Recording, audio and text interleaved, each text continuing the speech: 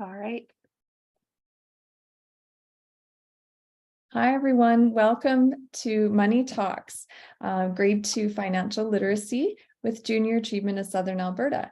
I'm very pleased to introduce Chris Meaden, who has been guiding us through each grade level of resources and inspiration for how to support your financial literacy programs. So I hope you enjoy. Thanks, Chris. Thank you, Cheryl. I'm thrilled to be here, everyone, and thank you for joining me on the Friday before a long weekend and giving up some of your valuable time. Welcome to our Money Talk session today. My name is Chris Meaden, and I am very, very proud to be a longtime educator, especially with the Calgary Board of Education and now representing Junior Achievement as their Director of Teacher Development. So my goal today really is to share a little bit of information about our organization and our programs, especially those related to financial literacy. I look forward as well to your feedback in terms of how we can support your work in accomplishing the related outcomes in the new curriculum. I'm coming to you from a very sunny Calgary, Alberta this afternoon. And so as I look out my window, I am very appreciative of the land. And I would like to take this opportunity to acknowledge our traditional territories of the peoples of the Treaty 7 region in Southern Alberta, which includes the Blackfoot First Nation tribes of Siksika, the Piikani, the Kainai, and the Stoney Nakoda First Nations tribes of Chiniki, Bearspaw, and Wesley, and the Tsuut'ina First Nation. The city of Calgary is also homeland to the historic Northwest Métis and to Métis Nation, Region 3 of Alberta. So, Junior Achievement. Junior Achievement of Southern Alberta is very proud to be part of JA Worldwide, and that is a global non-governmental organization that has been in existence for over 100 years. Here are the skills that we focus on. Did I miss one here? Yeah. Let me go back. Sorry about that.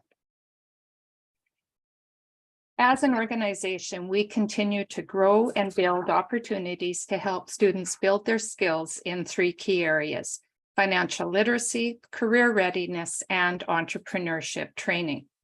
Through the opportunities provided, it's been very exciting to see the student growth, not only in terms of their financial literacy, but also in terms of their financial capability and even financial capacity.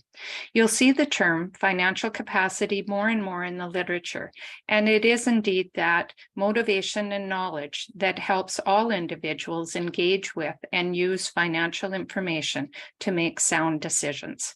Some of our volunteers and professionals have even found the information useful in their own financial planning, linking to what the literature also calls financial health. So JA Southern Alberta is very proud of its growth and its reach. It is one of the largest regional offices in Canada. We work very hard with the other regions, including Northern Alberta and the Northwest Territories, to consider our provincial needs and develop materials based on what is happening locally. In this case, our new provincial curricula. Because of our reputation and our ability to respond, JA Southern Alberta is very proud to increase a substantial increase in its reach. This year, as of December, over 30,000 students. JA is also happy to say that our programs are all free of charge to our wonderful educators. Here are some of our local funders that allow us to offer our programs free of charge. So I've included a program summary slide both at the beginning and the end of the presentation. And this is just a snapshot of the programs that we have K to 12. Please know that these programs are continuing to evolve, and when we get to this slide again at the end of the presentation, I'll show you how to access those programs as well. But I know as teachers, we often teach across grades, and so it's important to know what's happening before and after in different grades. We're always focusing on the grades we teach, but also important to know what's happening before and after and what's available.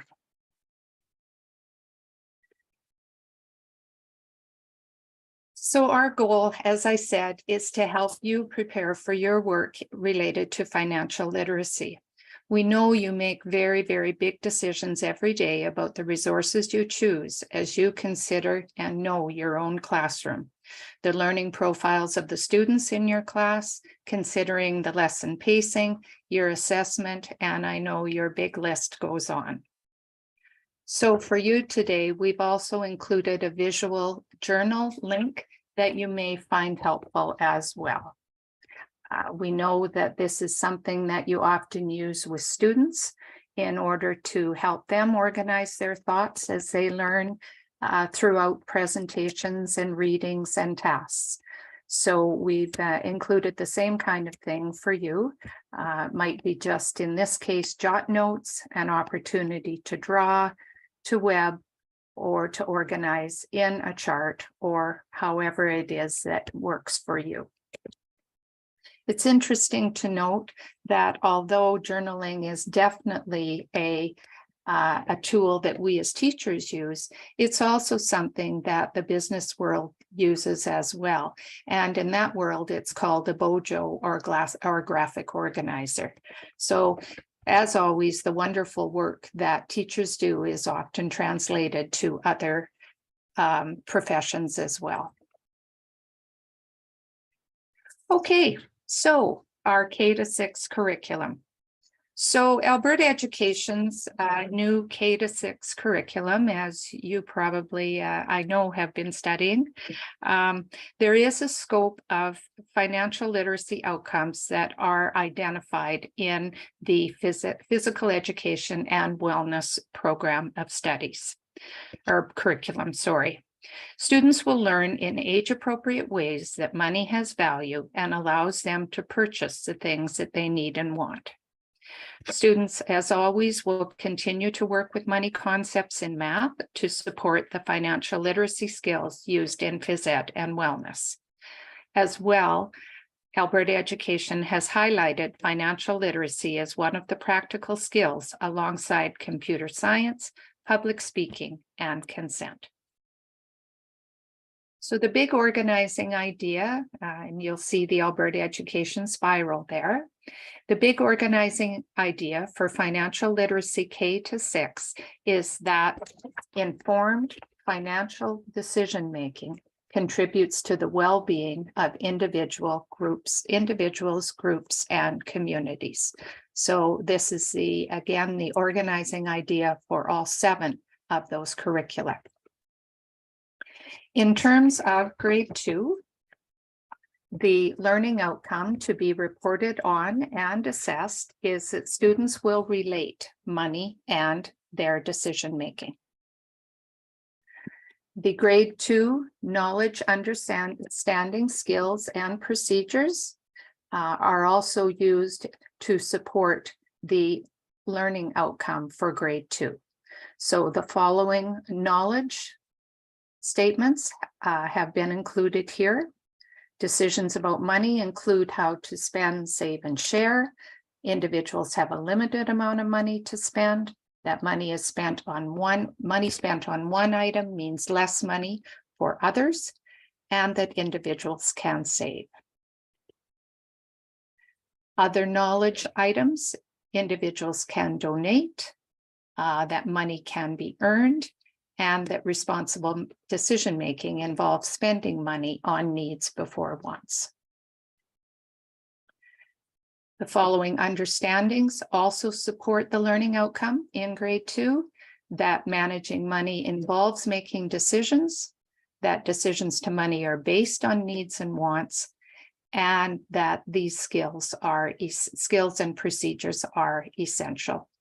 Distinguishing between a paying job and volunteer work, how money can be divided, and that practice, that very important practice of making money-related decisions. So much of what we're going to talk about today comes from the Our Community program, which is typically used in grade 2. For you as teachers, we always know the importance of vocabulary. So here's some sample word wall vocabulary that will help you delve into the learning outcomes and the knowledge, understanding, skills, and procedures. And when you have this slide deck, I've included a notes section. So there are, of course, definitions available for this word wall vocabulary. Alrighty, needs and wants. Needs and wants are a very, very key part of understanding for the K-6, all of the K-6 curriculum. So a discussion using a simple handout such as this in terms of which of these items would students consider are a need or a want. And then in Teachers Wonderful Ways, offering questions and comments from students in terms of why something in one person's case, a bicycle, for example, might be a need in terms of transportation. For other students, it might be a want. So being able to discuss that. And so items tasks such as this are available. Also diving into earning, saving, and spending. So here's another task that is available to students. What do these pictures have in common? So going to a fair, a movie, a zoo, for example, all of these items cost money. And so again, having that discussion with students about what are some of the decisions that they would make in terms of whether or not they would go to or participate in some of these activities.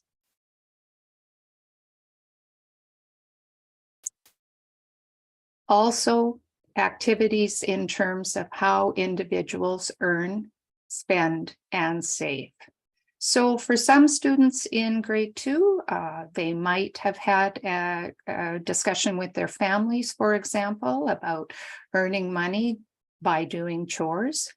Some students might get money for an allowance or for a birthday.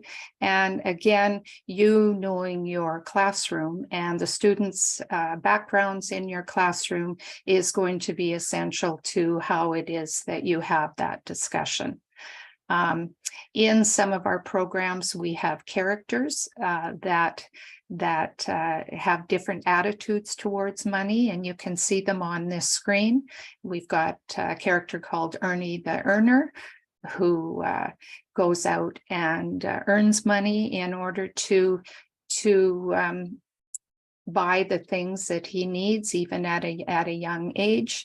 We've got a character called Super Saver, whose attitude towards money is very much to save it, and Sir Spend-A-Lot, who tends to buy as soon as he gets money, he or she gets money in the pocket.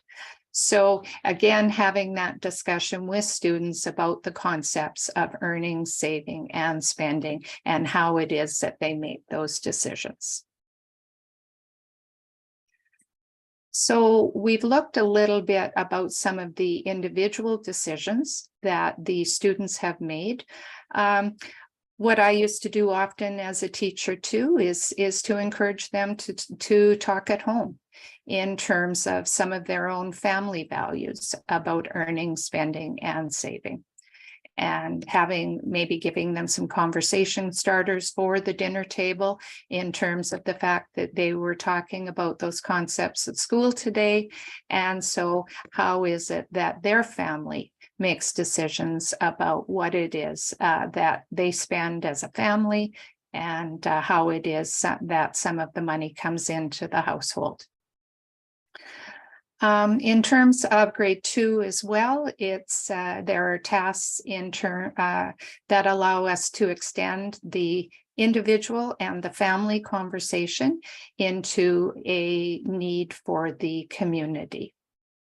So how it is, for example, that we give to the community, we may be able to go into a discussion in grade 2 about paying taxes, whether it's things like when they buy things at the store, that there might be something called GST on those things, and where some of that money might go in the community. We're also going to talk a little bit further today about some of the jobs in the community and what needs in the community those jobs fulfill. So again, students in grade 2 talking about things like firefighters, healthcare, teachers, and why those jobs are needed in the community, businesses such as restaurants, and then businesses that their family might work in, whether in Calgary, it's things like technology or education or healthcare or oil and gas, and what those needs fill in terms of our community. So again, moving from the personal decisions that children make to the family, to the broader scope of the community.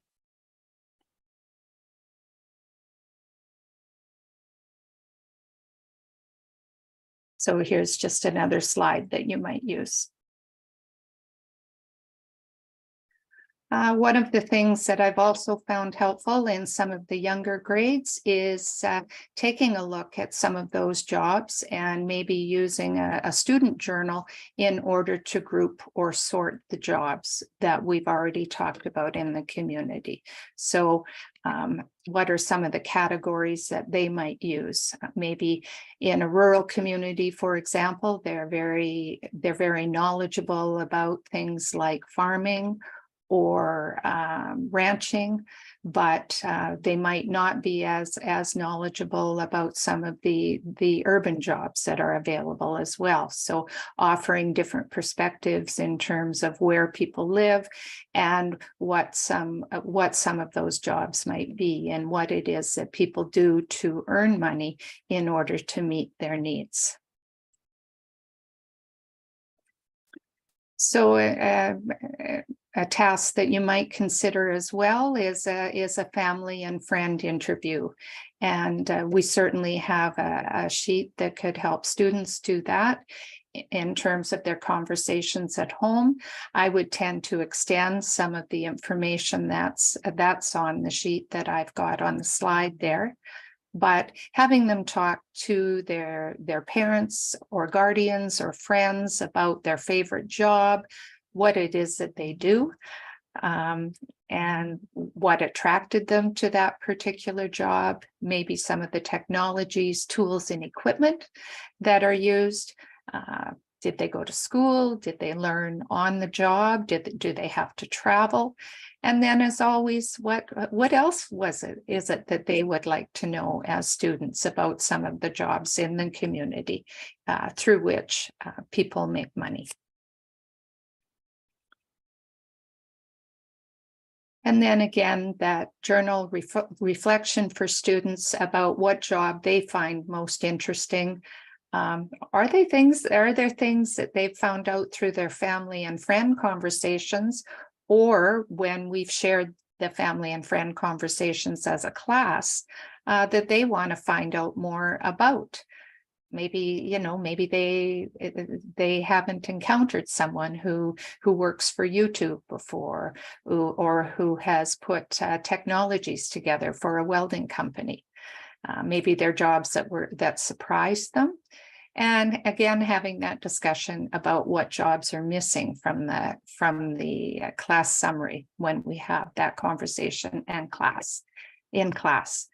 Always coming back to what personal or community needs are being met through doing the job and through exchanging the money that we make through the jobs that we do. So again, an opportunity to bring that back to a classroom discussion or summary. What you'll notice in many of the JA materials is that there are opportunities to lead discussions, and there are opportunities for some very open-ended tasks, but there's also tasks that are fairly guided.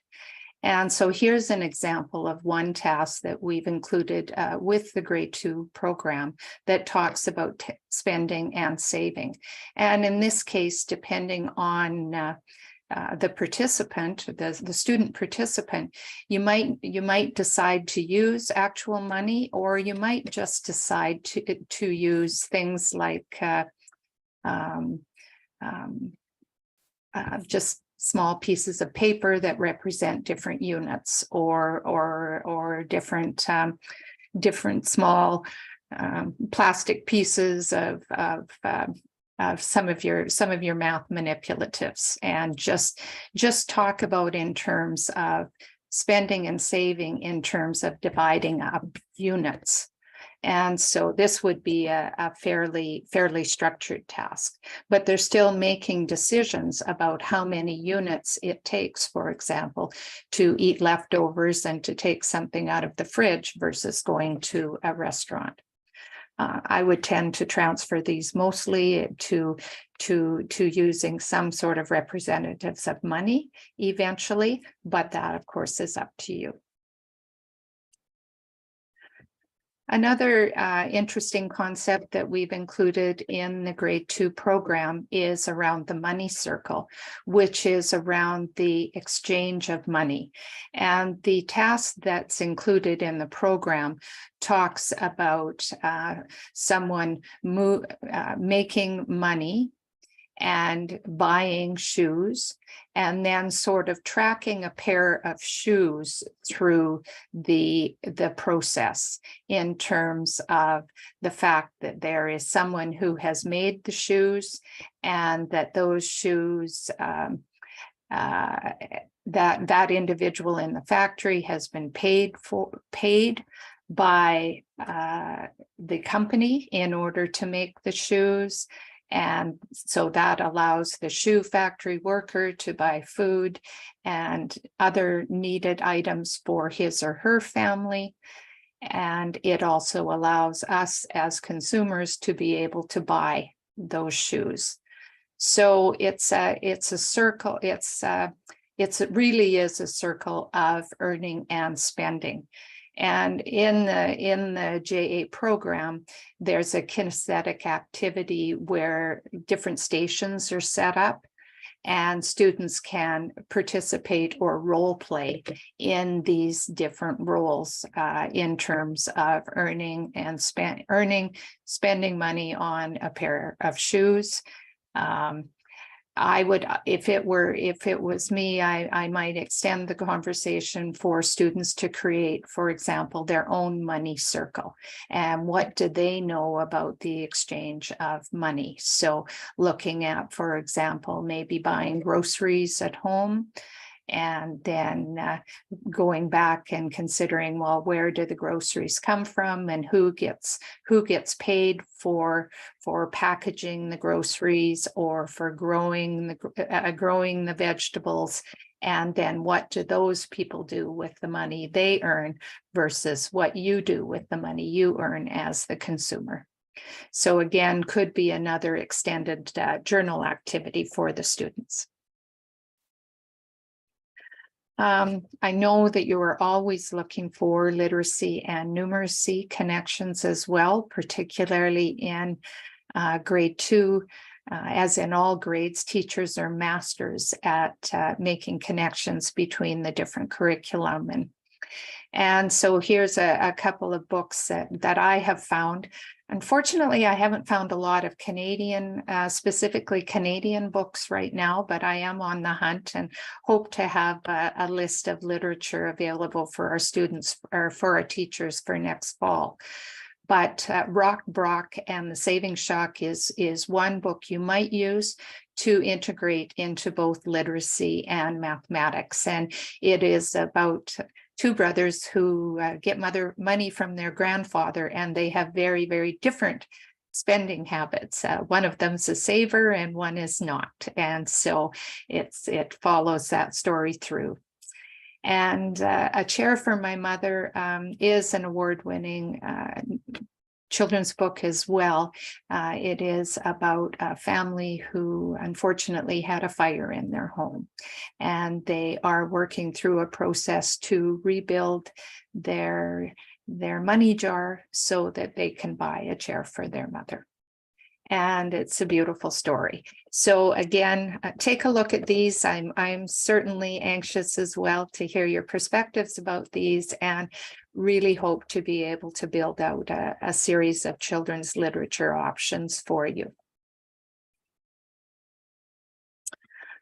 You'll also find in our programs as well some sample coins and Canadian bills.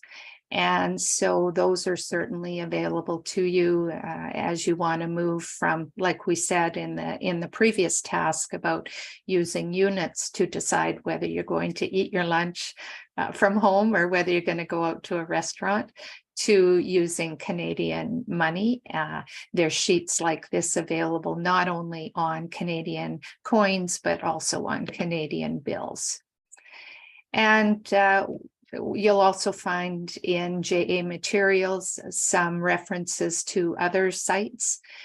Here's one, for example, the Practical Money Skills site for life.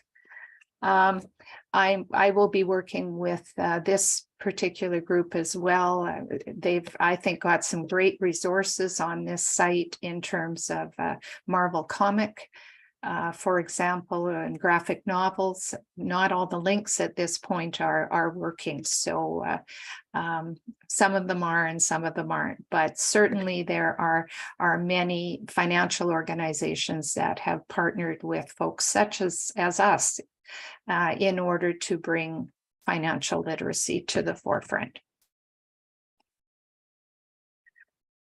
So that's a lot of financial literacy information.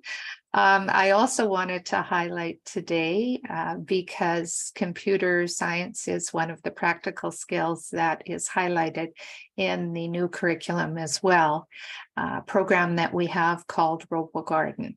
And we've had some great response to this program. It was a Made in Calgary program, and we have partnered with the developers. So certainly gamified looks primarily in grade 2 at that block coding process. And I certainly invite you to have a look at that as well. It can be used as a self-directed program by our students, and it also has a teacher learning management system that is attached to it. Again, as the wonderful teachers that you are, I know that you have a range of abilities in your classroom. And so again, even though this program has kind of grades attached to it, I would encourage you to look at the different grade levels as they apply to the skill set of the different individuals in your class.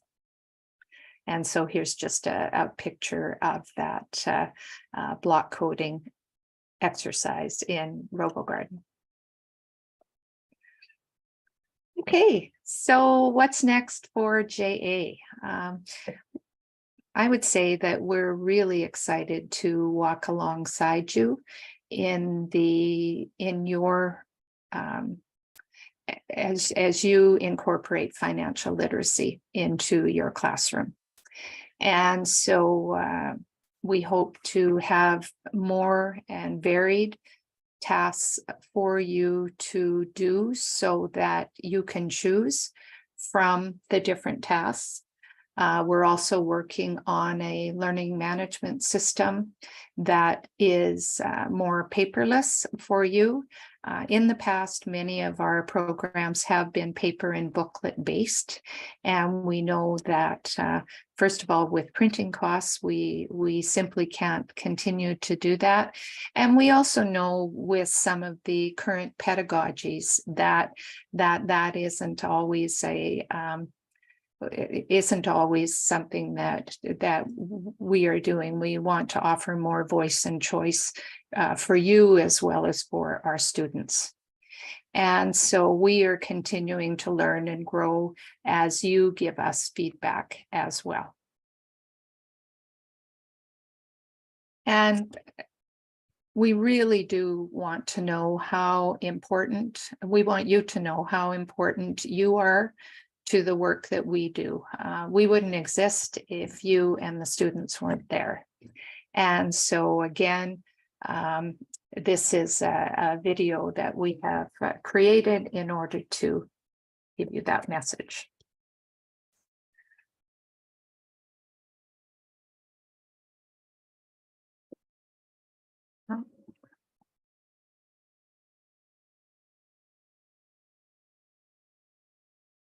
Maybe. Because of you, I am more prepared for life after school. I am more likely to graduate from high school, Learn a trade, get a college degree, an advanced degree. Create a budget, stick with a budget. Because of you, I know how to open a bank account, manage my money, manage your money. That was great. Run a business, start my own business, I'll be more likely to give back to my community. and help others give back to theirs. Because of you, I'm more likely to get a good job, An important job where I can make a difference. Make a change. change the world, change the world. Change the world. Because of you. So thank you again for the work that you do. Thank you for spending some time with me today. I've brought up the program summary slide again, and on that link, there are QR codes, and I invite you to have a look at those and register for our programs. In the past, we have been able to offer some volunteers as well, and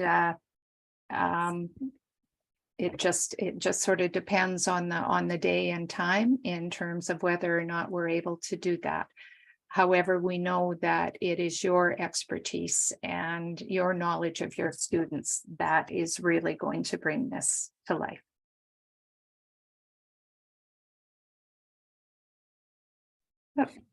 Thank you so much, Chris. Okay.